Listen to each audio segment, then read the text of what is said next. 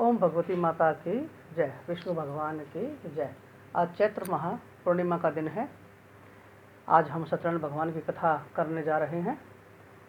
आज श्री हनुमान जयंती भी है, हनुमान जी का प्रकट दिवस है।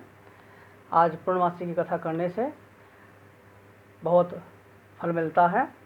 विष्णु भगवान की कथा हमें जरूर करनी चाहिए। तो आइए भोजन की तैयारी करते हैं। बोल सत्यनारायण भगवान की जय।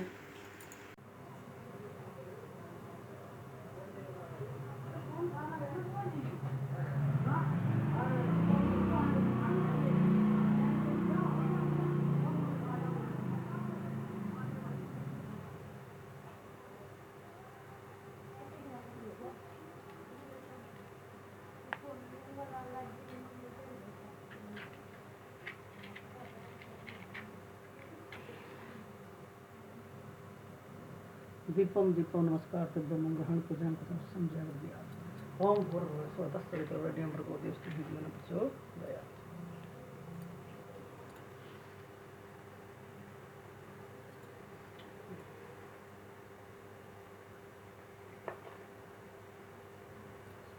सत्यनारायण भगवान की जय। एक समय नैमिषारण्य तीर्थ में 88,000 ऋषि इकट्ठे हुए और उन ऋषियों ने श्रेष्ठ मुनि श्री सूत जी से पूछा कि हे भगवान, कलयुग में मनुष्य में छल कपट और ईर्ष्या द्वेष के अधिक बढ़ जाने के कारण अशांति का वातावरण तेजी से बढ़ रहा है।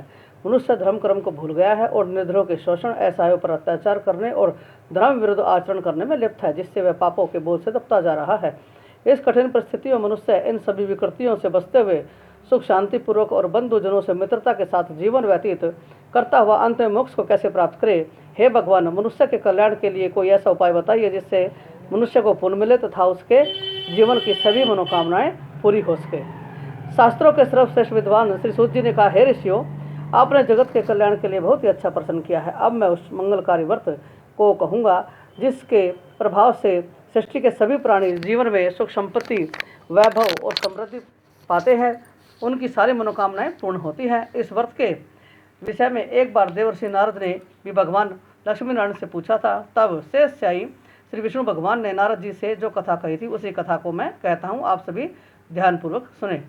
एक बार देवर्षि नारद जी मानव के कल्याण की इच्छा से विभिन्न लोकों में घूमते हुए पृथ्वीलोक में पहुँचे। उन्होंने पृथ्वीलोक में घूमते हुए देखा कि कोई पुरुष बोझा ढो रहा है, कोई पैर कट जाने के कारण रास्ते में पड़ा हुआ है, कोई भीख मांग रहा है, किसी गरीब को अमीर सेठ कोड़े से मार रहा है, कोई नेत्रहीन ठोकर खाते हुए गिरता पड़ता जा रहा है। लोगों को अपने अपने कर्मों के अनुसार दुखों से पीड़ित देखकर वे बहुत व्यथित हुए और सोचने लगे कि इन प्राणियों के दुख किस प्रकार दूर होंगे। बहुत सोचने के बाद भी जब उन्हें मानव जाति के कष्टों को दूर करने का कोई उपाय न सूझा तो उन्हें त्रिलोकीनाथ श्री विष्णु भगवान का ध्यान आया। तब देवर्षि नारद जी आकाश मार्ग से क्षीर सागर में शेष नाग की शैया की ओर चल दिए।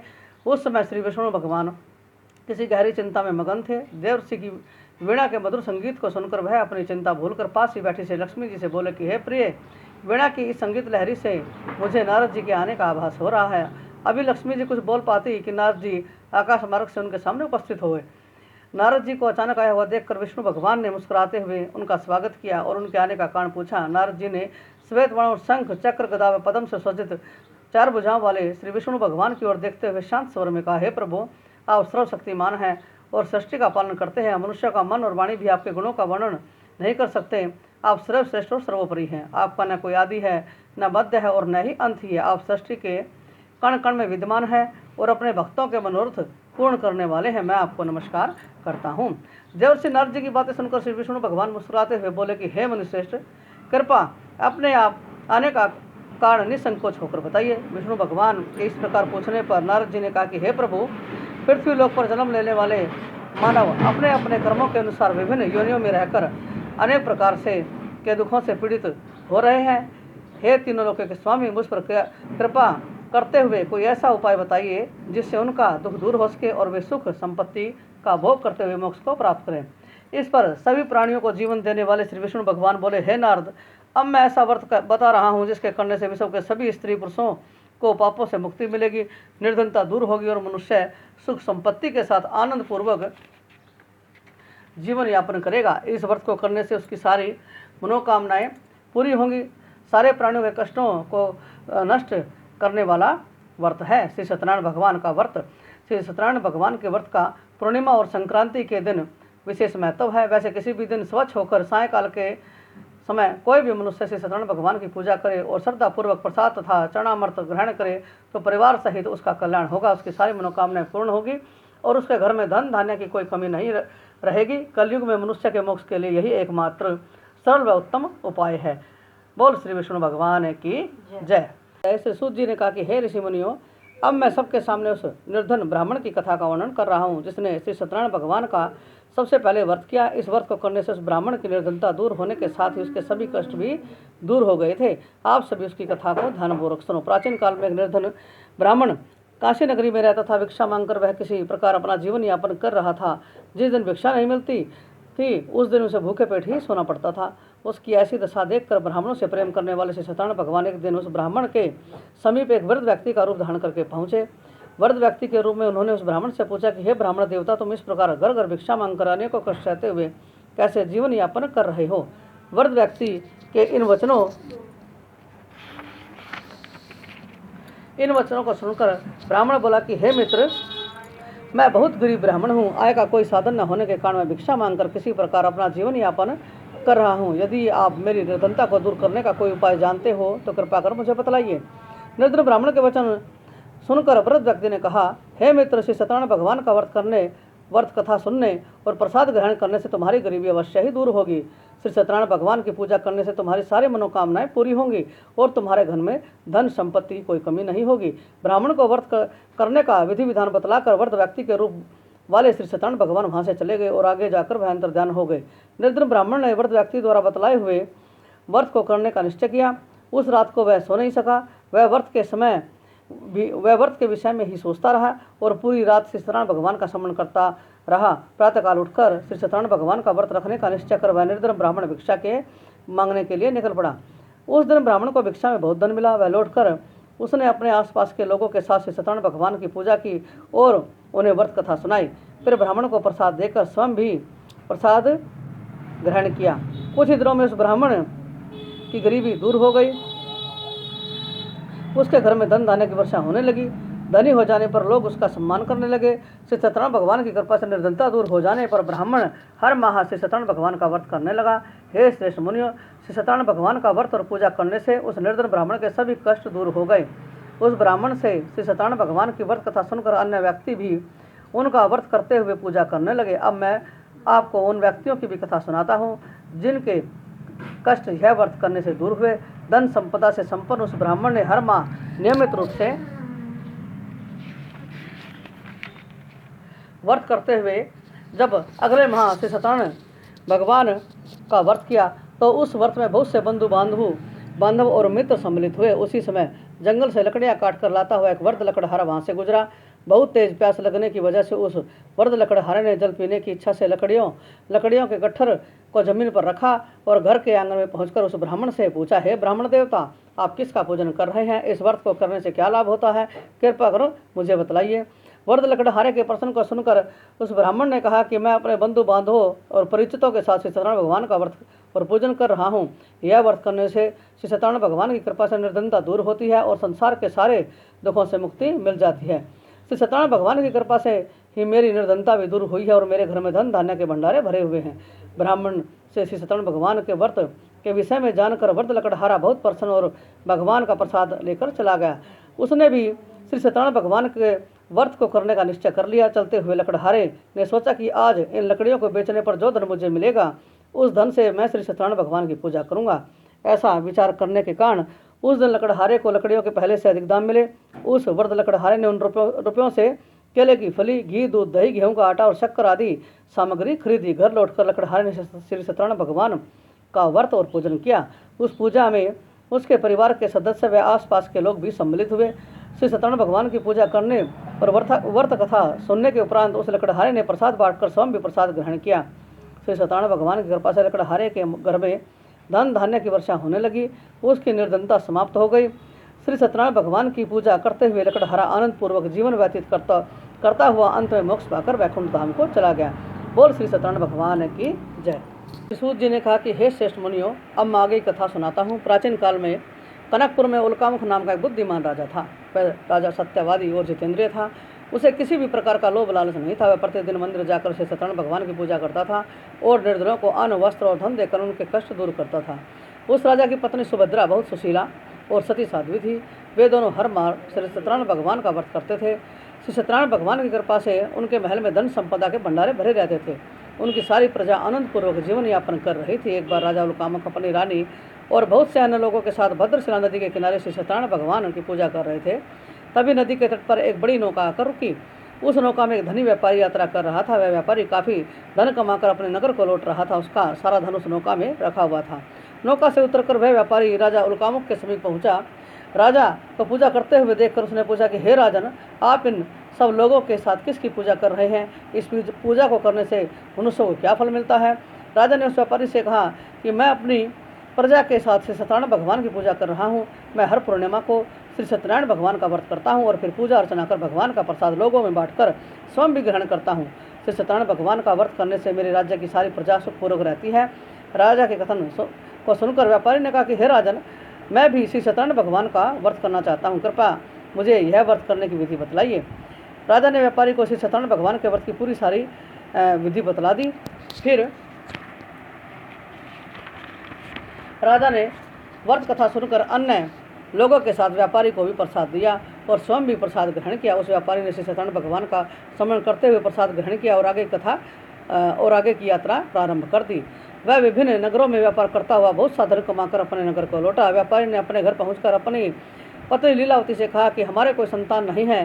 कनकपुर के राजा उल्कामुख ने मुझे बताया है कि श्री सत्यनारायण भगवान का व्रत करने और उनकी कथा सुनने से सारी इच्छाएं पूरी होती हैं। यदि श्री सत्यनारायण भगवान की अनुकंपा से हमारे कोई संतान हुई तो मैं श्री सत्यनारायण भगवान का व्रत अवश्य करूँगा। व्यापारी के इस प्रकार का निश्चय करने के कुछ समय बाद लीलावती गर्भवती हुई और 10वें माह उनके यहाँ एक सुंदर लड़की को जन्म हुआ।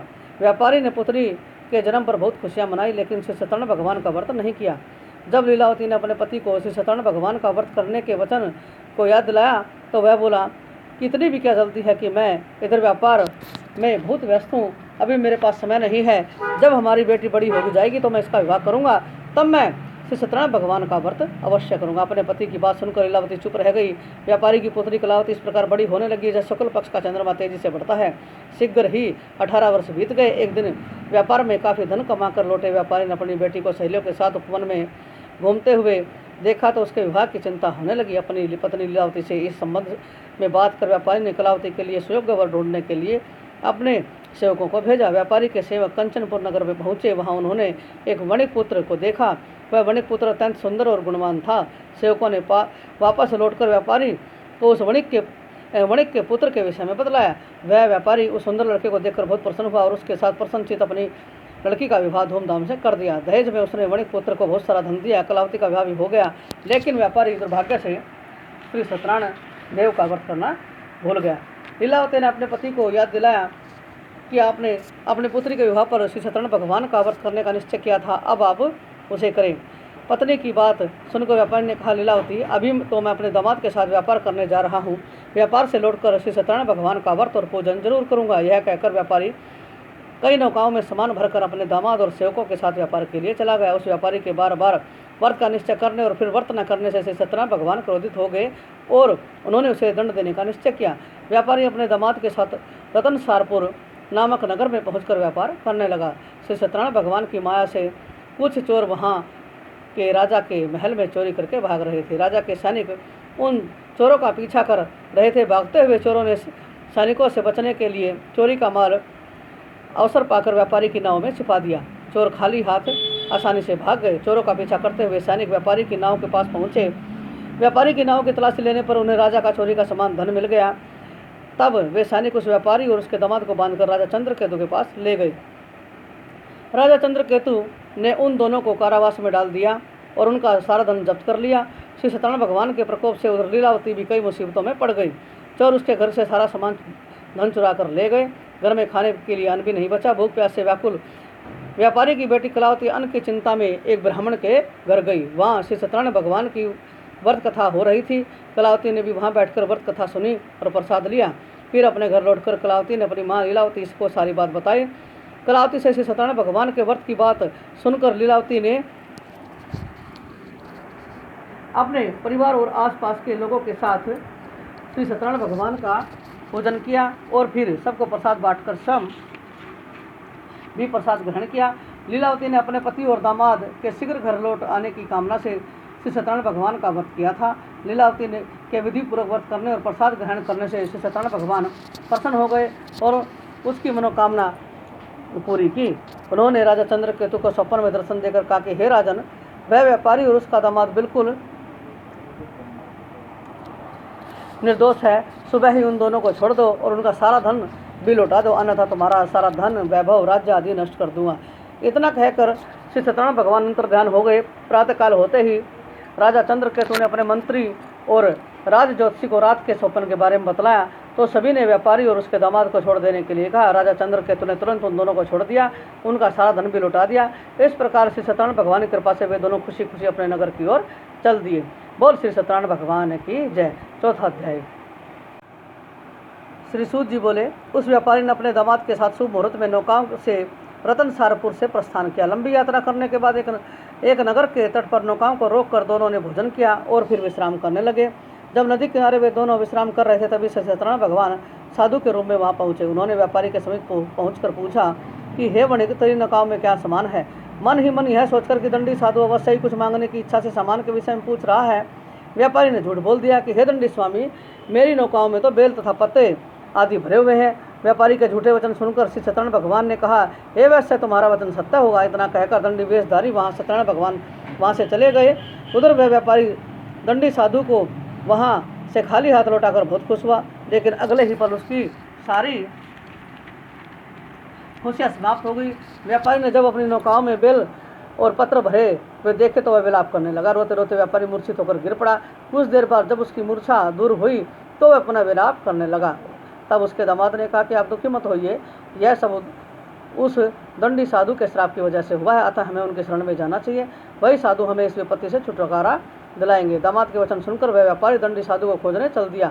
थोड़ी देर दौड़ने के बाद उन्हें एक वृक्ष के नीचे दंडी साधु के रूप में श्री सत्यनारायण भगवान फिर मिले। व्यापारी ने दंडी साधु के चरणों में गिरकर झूठ बोलने के लिए क्षमा मांगी। दंडी रूपधारी श्री सत्यनारायण भगवान ने कहा कि हे वाणिक, तेरे बार बार झूठ बोलने की वजह से ही मैंने तुझे इतना दंड दिया है। तूने बार बार श्री सत्यनारायण भगवान अर्थात मेरी पूजा करने का प्रण किया, लेकिन कभी पूजा नहीं की। तब व्यापारी ने हाथ जोड़कर कहा है कि हे भगवान, आप तो दिन दुखियों के कष्ट दूर करने वाले हैं, सबकी मनोकामना पूरी करते हैं, मेरी इस गलती को क्षमा करें। आपके रूप को तो ब्रह्म आदि भी नहीं जान पाते, फिर भला मैं अज्ञानी कैसे आपकी लीला को समझ सकता हूँ। अब मैं सदैव श्री सत्यनारायण भगवान का व्रत और पूजन किया करूँगा। आप मुझ पर प्रसन्न वो आप मुझ पर कृपा करें। व्यापारी की क्षमा याचना सुनकर दंडी साधु रूपी भगवान ने उसे क्षमा कर दिया। तभी व्यापारी की नौकाओं में भरे हुए बेल और पत्ते पुनः धन धान्य में परिवर्तित हो गए। व्यापारी ने अपने दामाद और सेवकों के साथ अगले दिन श्री सत्यनारायण भगवान का व्रत और पूजन किया। सबको प्रसाद बांटकर स्वयं भी प्रसाद ग्रहण किया। फिर व्यापारी ने अपने नगर की ओर प्रस्थान किया। अपने नगर में पहुंचकर व्यापारी ने एक सेवक को अपने घर भेजा। सेवक ने उसके घर पहुंचकर लीलावती को व्यापारी के पहुंचने की सूचना दी। लीलावती और कलावती दोनों श्री सत्यनारायण भगवान की पूजा कर रही थी। पति और दामाद के लौट आने का समाचार सुनकर लीलावती ने पूजा पूरी करके प्रसाद ग्रहण कर अपनी बेटी कलावती से कहा, बेटी, मैं नदी किनारे अपने पति के दर्शन को जा रही हूँ, तो घर का काम पूरा करके आ जाना। यह कहकर लीलावती नदी की ओर चली गई। पति से मिलने की खुशी में कलावती प्रसाद ग्रहण किए बिना ही घर से निकलकर नदी किनारे पहुंच गई। उसके प्रसाद ग्रहण न करने पर श्री सत्यनारायण भगवान क्रोधित हो गए। उन्होंने व्यापारी की नौकाओं को उसके दामाद सहित नदी में डुबो दिया। अपने पति को वहां न पाकर कलावती जोर जोर से रोने लगी। तो व्यापारी ने कहा कि पुत्री, अवश्य ही तुझसे कोई भूल हुई है, जिससे श्री सत्यनारायण भगवान ने तुझे यह दंड दिया है। तब व्यापारी ने श्री सत्यनारायण भगवान से प्रार्थना की कि हे भगवान, मेरे परिवार के किसी सदस्य से कोई भूल हुई है तो उसे क्षमा कर देना।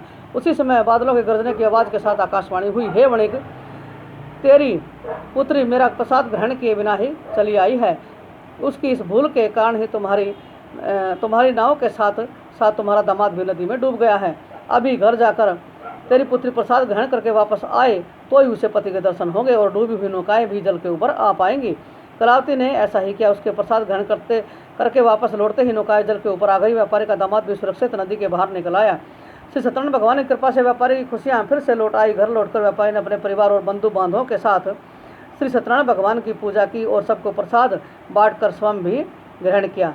श्री सत्यनारायण भगवान का विधिवत पूजन करने से उस व्यापारी का घर धन धान्य से भरपूर हो गया, उसकी सारी मनोकामनाएं पूरी हुई और वह सुखपूर्वक जीवन यापन करता हुआ अंत में वैकुंठ धाम को चला गया।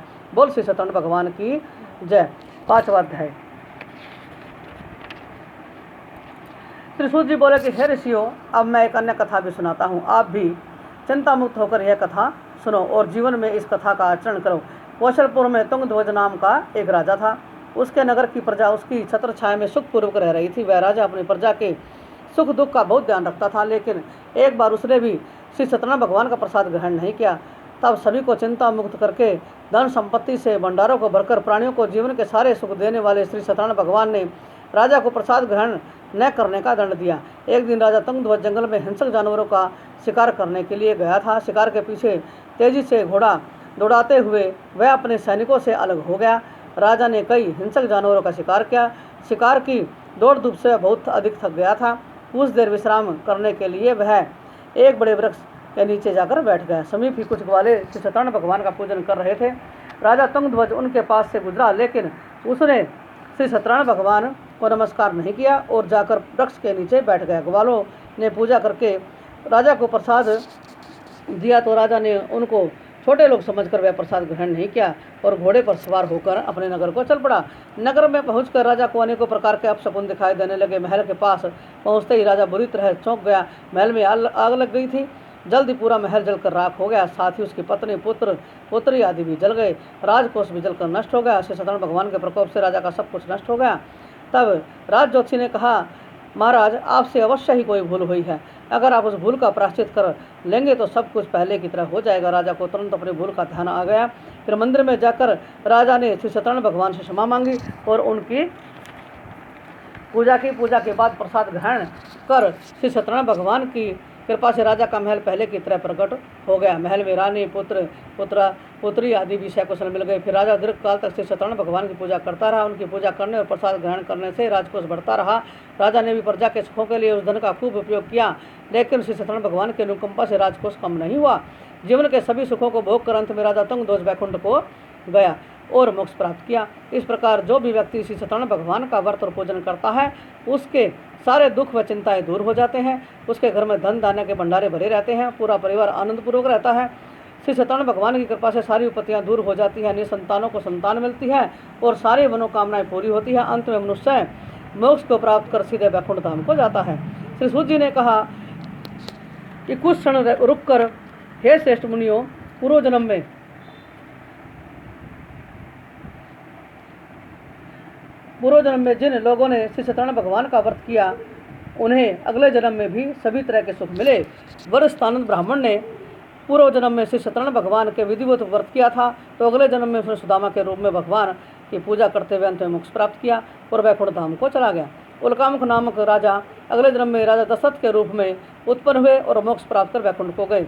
व्यापारी ने मूर्धध्वज के रूप में अगला जन्म लिया और अपने पुत्र को आरे से चीरकर भगवान के अनुकंपा से मोक्ष प्राप्त कर वैकुंठ धाम को गया।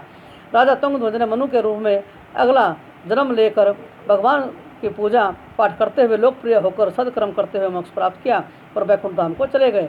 हे ऋषि मुनियों, श्री सत्यनारायण भगवान का व्रत और पूजन मनुष्यों को सभी चिंताओं से दूर करके धन धान्य के भंडारे भरकर अंत में जन्म जन्मांतर के चक्र से मुक्ति दिलाकर मोक्ष प्रदान करता है। बोल श्री सत्यनारायण भगवान की जय। जय लक्ष्मी रमणा स्वामी, जय लक्ष्मी रमणा।